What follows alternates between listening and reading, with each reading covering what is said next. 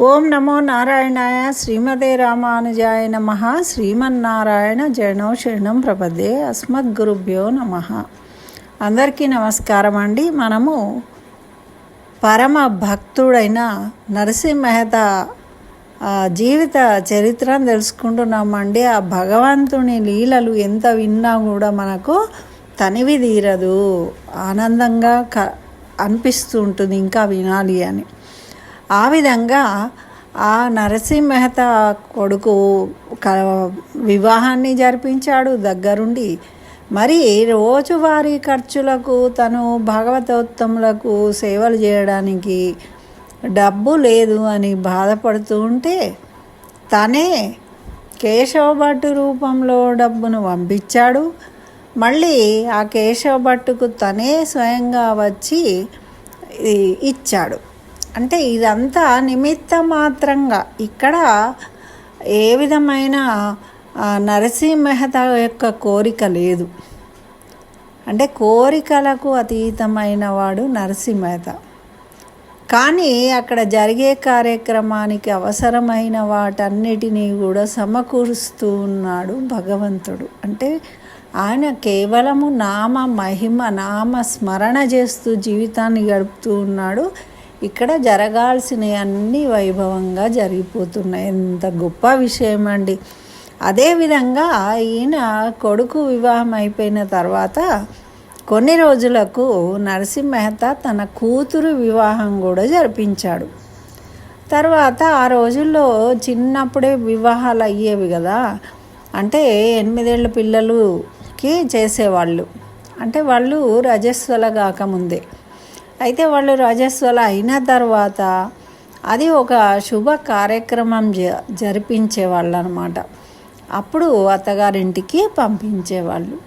అయితే ఈ వేడుకను జరిపించవలసిందిగా వారి యొక్క అత్తగారు వాళ్ళు పిలిచినప్పుడు అక్కడికి వెళ్ళాడట. మరి ఎలా వెళ్ళాడు, అక్కడ ఏం జరిగింది, ఎలా కార్యక్రమం జరిగిందో ఆ విశేషాలన్నీ కూడా మరి ఈ వీడియోలో మనము తెలుసుకుందాం. ఎందుకంటే మరి మనం భక్తి శ్రద్ధలతోని విని తెలుసుకొని ఆనందించినప్పుడే ఆ భగవంతుడి యొక్క అనుగ్రహము, కృపా కటాక్షాలు మన మీద కలుగుతాయి. అందుకని అందరూ కూడా చక్కగా వినండి. మొత్తము విని అప్పుడు ఆ కృష్ణ పరమాత్మను స్మరించుకొని, ఆ నరసింహ మెహతాను స్మరించుకొని చక్కగా నమస్కరించుకున్నట్టయితే మనకు కూడా అదే విధంగా ఆ భగవంతుని దయతోని అన్ని శుభకార్యాలు జరుగుతాయి అని మనకు పురాణాలు తెలియజేస్తూ ఉన్నాయి. స్వయంగా భగవంతుడే తెలియజేసిండు. కాబట్టి అందరూ వినండి. నచ్చితే లైక్ చేయండి, షేర్ చేయండి. తప్పకుండా కామెంట్లో జై శ్రీకృష్ణ అని రాయండి. ఇంకా కథలోకి వెళ్దాం. నరసింహ మెహతా తగిన సంబంధం చూసి కుమార్తె వివాహం కూడా చేసిండట. కొంతకాలం గడిచిన తర్వాత అతని కుమార్తె రజస్వల అయిందని ఆహ్వాన కార్యక్రమము జరపవలే అని వియ్యంకుడి ఇంటి నుండి పిలుపు వచ్చిందట. మరి నరసింహ మెహతా భార్యాభర్తతోని ఇంట్లో ఆహారానికి బట్టకు ఇబ్బంది పడుతున్నాం కదా, ఇక అమ్మాయికి సారీ చీరలు ఏమి ఇవ్వగలము అని అన్నదట. అందుకు నరసింహ మెహతా నిర్విచారంగా, దీనికింత చింత ఎందుకు, నా దగ్గర హరినామము ఉన్నది, దానినే సారిగా ఇస్తాము అని చెప్పాడట. వియ్యంకుని దగ్గరకు బయలుదేరినట. మళ్ళీ తులసి మాలలు, తంబూరా, చిరుతలతో వస్తూ ఉన్నారు. ఆ నరసింహ మెహతాను చూసిండ్రు అక్కడున్న బంధువులు. పరిహాసం చేసిండ్రు.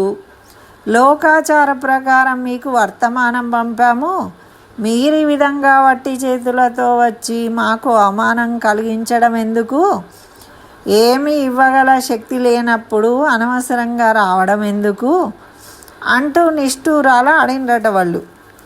అప్పుడు నరసింహ మెహతా కుమార్తె కూడా తండ్రితో ఏకాంతంలో కలిసి, నాయనా నన్ను అందరూ ఎగతాళి చేస్తున్నారు, నాకు సిగ్గుగా ఉంది అని కంట తడి పెట్టిందట. అది చూసి నరసింహ మెహతా బాధపడుతూ మనసులో శ్రీకృష్ణుని నిలుపుకొని అనాథనాథ దీనజన రక్షక, ఈ కార్యము గట్టెక్కించవయ్యా, భారం నీదే అని ప్రార్థించిండట. భగవంతునిపై భారం వేసి, ఆ అమ్మాయి ఎవరెవరికి ఏం కావాలో జాబితా వ్రాయించు అని చెప్పాడట.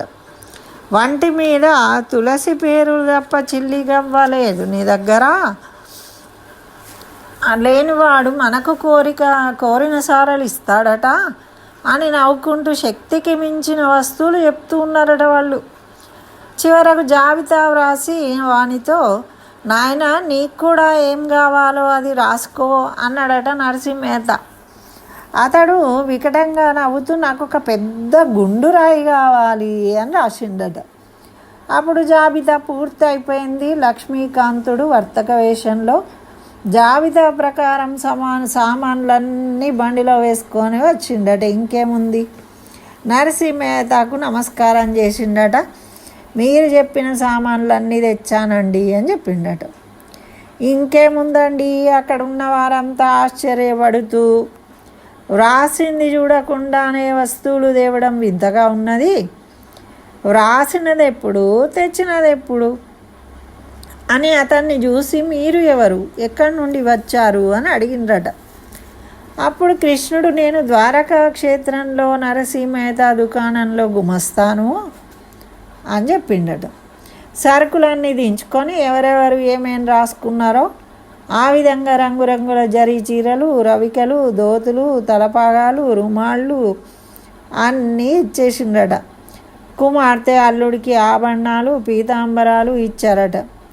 చివరకు రాయడానికి పెద్ద గూండ్రాయి అని కూడా ఉంది కదా, అది కూడా ఇచ్చేసిండట. అక్కడున్నవారు అతన్ని చూసి, నీ కర్మ అట్లా ఉంది, కల్పవృక్షం కింద కూర్చొని భిక్షాన్నం కోరుకున్నావు అన్నారట. దురహంకారైన అతడు సిగ్గుపడి తల వంచుకున్నాడట. ఇక అప్పటి వరకు వట్టి చేతులతో వచ్చి అవమానించావని నిందించిన వారే నరసింహేతకు నమస్కారాలు చేస్తున్నారు. మీరు భగవద్భక్తులు, లక్ష్మీకాంతుడు మీకు స్వాధీనమై ఉండగా మీకు కొదవ ఏంటిది అని పొగుడుతూ ఉన్నారట. ఈ విధంగా శుభకార్యం పూర్తయిన తర్వాత నరసింహేత తన భార్యను తీసుకొని ఇంటికి వెళ్ళింది. మరి నేను అందరినీ వస్త్రాభరణములతో సన్మానించాను కానీ నరసింహేతను గౌరవించలేదు. ఇతడు అందరిలా ఆభరణాలకు ఆశపడేవాడు కాదు అని ఆలోచించి తన మెడలోని తులసి మిశ్రిత పూలహారాన్ని తీసి నరసింహేత మెడలో వేశాడట.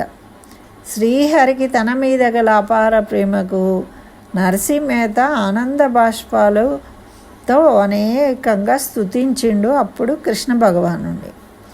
అప్పటి నుండి భగవంతుడు ప్రతిరోజు నరసింహేత కథా కాలక్షేపం చేసేటప్పుడు అతడి మెడలో పుష్పహారం వేస్తూ వచ్చాడట. ఈ వింత దేశమంతటా వ్యాపించిందట. ఆ దేశాలన్నీ ఏలే మండూకరాజుకు కూడా తెలిసింది. ఆయన కూడా ఆశ్చర్యపోయిండు. స్వయంగా చూసి తరించాలి అని ఆ గ్రామానికి వచ్చిండట. అక్కడ కూర్చున్నాడట. నరసింహేత తంబూర తాళాలు తీసుకొని ప్రేమతో హరినామ సంకీర్తన చేస్తూ ఆయన కళ్యాణ గుణాలను వర్ణిస్తూ ఉన్నాడట. కథా కాలక్షేపం పూర్తిగా వచ్చింది కానీ నరసింహేత మెడలో హారం పడలేదట.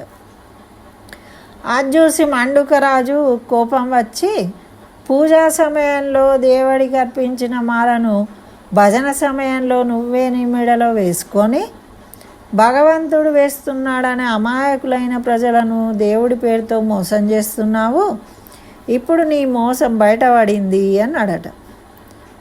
అప్పుడు నరసింహేత బాధపడి, శ్రీహరి, ప్రతిరోజు నేను అడుగుతున్నానా హారం వేయమని, ఇప్పుడు నన్ను ఎందుకు అవమాన పాలు చేస్తున్నావు?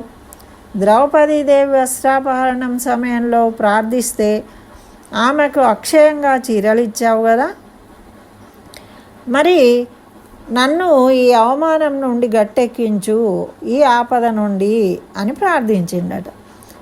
అప్పుడు చాలించు నీ దీనాలాపనలు, నీ కపట భక్తికి మెచ్చి దేవుడు హారం వేస్తాడా అంటున్నాడట మండుకరాజు. ఇప్పుడు అందరి ఎదుట నీ మోసం బట్టబయలు అయింది కాబట్టి ఇకనైనా బుద్ధి కలిగి ఉండు. అని ఎగతాళి చేస్తూ ఉన్నారట అందరూ కూడా అతన్ని. మరి దాంతో నరసింహత కోపం వచ్చి, నిన్ను మడిమాన్యాలు గోరానా, ఒక పూలమాల నా మెడలో వేస్తే నీ ధనరాశులు జరిగిపోతాయని నిష్ఠూరమాడిండట. వెంటనే శ్రీకృష్ణుడు అక్కడ ప్రత్యక్షమై అందరూ చూస్తుండగా తన మెడలోని హారం తీసి నరసింహత మెడలో వేశాడట. అతన్ని కౌగిలించుకున్నాడట. నీవు నా ప్రియభక్తుడవు, ఇప్పటి వరకు నీ నుండి స్తోత్ర పాఠంలే కానీ నిష్ఠూర వచనాలు వినలేదు, అది వినాలని ఇంత ఆలస్యం చేశాను అని పలికి అదృశ్యమైపోయిందట. అప్పుడు మండూకరాజు తన తొందరపాటు చిందించి అతనికి సాష్టాంగ నమస్కారం చేసిండట. నీ మహిమా విశేషాలు తెలుసుకోలేక నిన్ను అనుమానించాను, నన్ను క్షమించు. నీలాంటి భక్తుడు ఇంతవరకు ఎక్కడా పుట్టలేదు. నీ వలన భగవత్ సాక్షాత్కారమైంది, నా జన్మ ధన్యమైంది అని అందరూ కూడా జయ జయధ్వనులు చేసిందట. ఈ విధంగా నరసింహత జీవితాంతం హరినామ సంకీర్తన చేసి అంత్యకాలంలో విష్ణు పాదాలను చేరుకున్నాడు. వైకుంఠ ప్రాప్తి కలిగింది, పరమపదాన్ని పొందాడు. అయితే మనం ఇందులో తెలుసుకోవాల్సింది ఏంటిది అంటే, మనము చేసే కార్యక్రమాలు ఏవైనా కూడా భగవదర్పణంతో చేయాలి. లేదు భగవంతుడి మీద భారం వేసి మనము శరణాగతి చేయాలి. చేస్తే అప్పుడు భగవంతుడు తానై మన వెంట ఉండి మనం నడిపిస్తాడు. చూడండి, నరసింహత కేవలం నామస్మరణ చేస్తూ జీవితాన్ని గడిపాడు. ఆయన ఎక్కడికి వెళ్ళలేదు, ఏమి వ్యాపారాలు చేయలేదు, సంపాదించుకోలేదు, పిల్ల పాపల కోసం ఏమీ చేయలేదు. ఆయన చేసిందల్లా నామస్మరణ. చాలామంది మన భక్తులు వాళ్ళు చేసింది ఇదే, వాళ్ళ నామస్మరణ చేస్తూనే తరించిపోయారు వాళ్ళు. కానీ వాళ్ళు ఎక్కడా కూడా ఇతరులను శరణాగతి చెయ్యలేదు, దేనికోసం కూడా. కేవలము భగవంతుడైన శ్రీమన్నారాయణుని శరణాగతి చేసిన. అంటే ఎక్కడెక్కడికో వెళ్ళి ఎవరెవరినో అడిగి నవ్వుల పాలయ్యి ఒకళ్ళు ఇస్తారు, ఒకళ్ళు ఇయ్యరు, వాళ్ళు ఎంత ఇచ్చినా మనకేమిస్తారు అని. కానీ మనకు అనంతంగా ఇవ్వగలిగిన శక్తిమంతుడు ఆ భగవంతుడు. కాబట్టి భగవంతుడిని శరణాగతి చేయాలి అని మనకు ఈ కథ ద్వారా తెలుసుకోవాలి మనం. ఇక్కడ చూడండి, ఆయన వివాహం కోసము తాపత్రయపడలేదు. ఎప్పుడు మరెందుకు ఈ విధంగా కరుణించబడ్డాడు? ఎప్పుడైతే సత్సంగము అంటారు, ఆ మునీశ్వరుడి దగ్గరికి వెళ్తాడు, ఇంట్లో నుంచి వెళ్ళిపోయి అక్కడి నుంచి ఈయన లైఫ్ అంతా మారిపోయింది, జీవితం. అంటే ఎప్పుడైతే భగవంతుడి పట్ల ప్రేమ లేని చోట తాను ఉన్నాడో అన్ని రోజులు ఆయన కష్టపడుతూనే ఉన్నాడు. అక్కడి నుంచి ఆ ఇంటిని వదిలేసి ఎప్పుడైతే సత్పురుషుల చెంతకు చేరుకున్నాడో ఆయన జీవితం మారిపోయింది. అది ఒకటి మనం తెలుసుకోవాలి. మరి నమ్మిన దాన్నే మనం ఆచరించాలి, మన ధర్మాన్ని ఆచరిస్తూ వెళ్ళాలి. అప్పుడు భగవంతుడు మనకు అనుగ్రహిస్తూ ఉంటాడు. కానీ మనము ధర్మాచరణ చేయకుండా మనమే కోరికలు కోరినట్టయితే భగవంతుడు మన కోరికలు నెరవేర్చాడు. అది ఇంకోటి మనం తెలుసుకోవాలి ఈ కథ ద్వారా. అదేవిధంగా చూడండి, ఇలా భగవంతుడు లీలలు అంటారు వీటిని.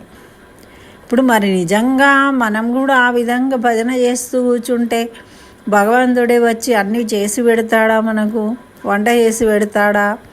అది పెడతాం. మనకు వంట కావాలి, ఏం తినాలి అనే ఆలోచనలతోని మనం భజన చేస్తే మనకు వంట చేసి ఎందుకు పెడతాడండి?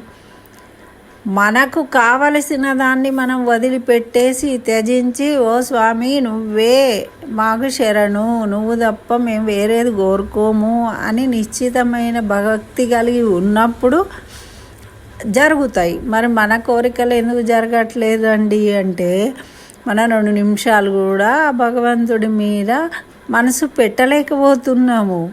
ఎందుకు? ఈ బాహ్యమైన వాటికి లోబడుతున్నాము, ఈ మాయలో పడిపోతున్నాము కదా.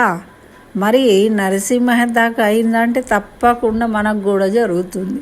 ఎప్పుడు జరుగుతుంది? నరసింహలాగా వేటికి ఆశపడకుండా కేవలము భగవంతుడి ధ్యానం చేస్తూ ఉండండి. ధైర్యంగా నమ్మండి. నమ్మినప్పుడు చేస్తాడు. అది మనం తెలుసుకోవాల్సిన విషయము. మరి ఈ కథ నచ్చితే లైక్ చేయండి. జై శ్రీకృష్ణ అని కామెంట్లో రాయండి. తప్పకుండా ప్రయత్నం చేయాలి. సాధనమున పనులు సమకూరు ధరలోన అంటారు. ఏదైనా మనం సాధన చేస్తూ ఎక్కువ కాలం రోజు రోజుకు ఎక్కువ ధ్యానం చేస్తూ స్మరిస్తూ పెంచుకుంటూ వెళ్ళాలి. ఒకేసారి మనము మన కాన్సన్ట్రేషన్ అనేది మనకు కలగదు. ఎందుకంటే మనము బాహ్యమైన బంధాలతోని బిగించబడి ఉన్నాము కాబట్టి వాటి గురించే ఆలోచనలు వస్తూ ఉంటాయి. వాటన్నిటిని కంట్రోల్ చేసుకుంటూ మనము భగవంతుడి వైపు సాధన చేయాలి అని మనకు పెద్దలు చెప్తూ ఉంటారు. కాబట్టి మంచి మంచి విషయాలను ఎక్కువ వినడానికి ప్రయత్నం చేయాలి. చేయడం వల్ల వింటూ వింటూ వింటూ ముందు శ్రవణము, తర్వాత మనకు నవవిధ భక్తులు ఉన్నాయి. వీరు శరణాగతి చేసి తరించారు. మనం శరణాగతి చేసి తరిస్తామా? లేకుంటే సేవ చేసి కైంకర్యం చేసి ఏ విధంగా తరించాలనుకుంటున్నామో మన అవకాశాన్ని బట్టి మనము ఆ విధంగా తరించే ప్రయత్నం చేయాలి అని మనకు భగవంతుడు తెలియజేసిండు. ఈ కలియుగంలో సులభమైన పద్ధతి నామస్మరణ. అందుకని కనీసం నామస్మరణ చేయండి మీరున్న చోట. అదే దానికే నేను అనుగ్రహిస్తాను అని కూడా భగవంతుడు చెప్తూ ఉన్నాడు. కాబట్టి నామస్మరణ చేయండి. చక్కగా ఓం జై శ్రీకృష్ణ అని రాయండి. లైక్ చేయండి. ఇంకా నా ఛానల్ సబ్స్క్రైబ్ చేయకుంటే సబ్స్క్రైబ్ చేయండి. స్వస్తి. జై శ్రీమన్నారాయణ. సర్వం శ్రీకృష్ణ చరణారవిందార్పణమస్తు.